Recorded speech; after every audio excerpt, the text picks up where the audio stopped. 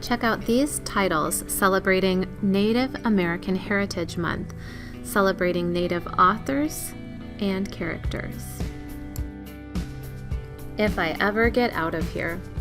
7th grader Lewis Shue Blake from the Tuscarora Reservation has a new friend, George Haddonfield from the local Air Force Base.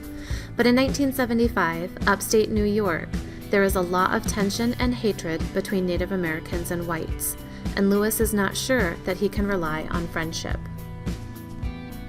Give me some truth.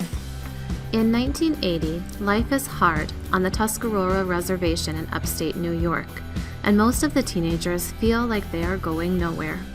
Carson Mastick dreams of forming a rock band, and Maggie Bocconi longs to create her own conceptual artwork instead of the traditional beadwork that her family sells to tourists. But tensions are rising between the reservation and the surrounding communities, and somehow in the confusion of politics and growing up, Carson and Maggie have to make a place for themselves. The Absolutely True Diary of a Part-Time Indian. Budding cartoonist Junior leaves his troubled school on the Spokane Indian Reservation to attend an all-white farm town school where the only other Indian is the school mascot. Code Talker. After being taught in a boarding school run by whites that Navajo is a useless language, Ned Begay and other Navajo men are recruited by the Marines to become code talkers, sending messages during World War II in their native tongue. Found. Nick, a teenage Native American survival expert, needs to avoid being found by the outlaws in relentless pursuit of him. Can he stay safe until the odds are in his favor? Killer of Enemies. In a world that has barely survived an apocalypse that leaves it with pre-20th century technology, Lozen is a monster hunter for 4 tyrants who are holding her family hostage. Hooked. Invited to become her varsity golf team's only female member, Frederica O'Day pursues a dream of earning a scholarship, only to be challenged by Golden Boy Ryan Berenger, who resents Fred for replacing his best friend on the team. The Marrow Thieves. Humanity has nearly destroyed its world through global warming, but now an even greater evil lurks. The indigenous people of North America are being hunted and harvested for their bone marrow, which carries the key to recovering something the rest of the population has lost, the ability to dream.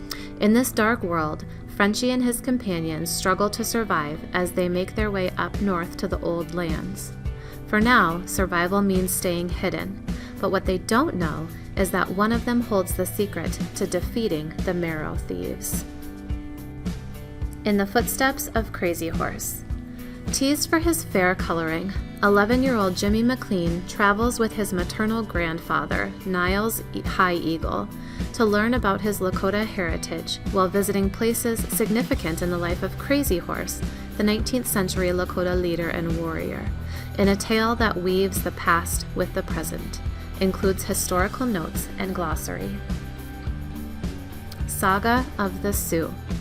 This chronicles the tragic saga of the Sioux Nation from 1860 to the 1890 massacre through the experiences of its chiefs and warriors, allowing their voices to be heard about what befell their people.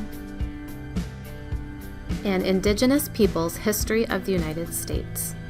Going beyond the story of America as a country discovered by a few brave men in the New World, Indigenous human rights advocate Roxanne Dunbar Ortiz reveals the roles that settler colonialism and policies of American Indian genocide played in forming our national identity.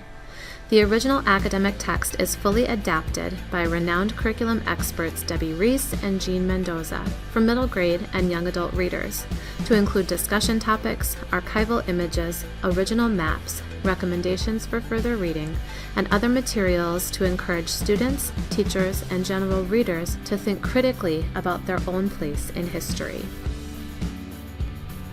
My name is not easy. Luke knows his native name is full of sounds that white people can't say, So he leaves it behind when he and his brothers are sent to boarding school hundreds of miles away from their Arctic village. At Sacred Heart School, students, Eskimo, Indian, white, line up on different sides of the cafeteria like there's some kind of war going on. Here, speaking any native language is forbidden, and Father Mullen, whose fury is like a force of nature, is ready to slap down those who disobey. Luke struggles to survive at Sacred Heart, but he's not the only one. There's smart Alec Amik, a daring leader, if he doesn't self-destruct. Chicky, blonde and freckled, a different kind of outsider. And small, quiet Junior, noticing everything and writing it all down. They each have their own story to tell, but once their separate stories come together, things at Sacred Heart School and the wider world will never be the same. #NotYourPrincess. Whether looking back to a troubled past or welcoming a hopeful future, the powerful voices of Indigenous women across North America resound in this book. Not Your Princess presents an eclectic collection of poems, essays, interviews, and art that combine to express the experience of being a Native woman. Stories of abuse, humiliation, and stereotyping are countered by the voices of passionate women making themselves heard and demanding change. Sometimes angry, often reflective, but always strong.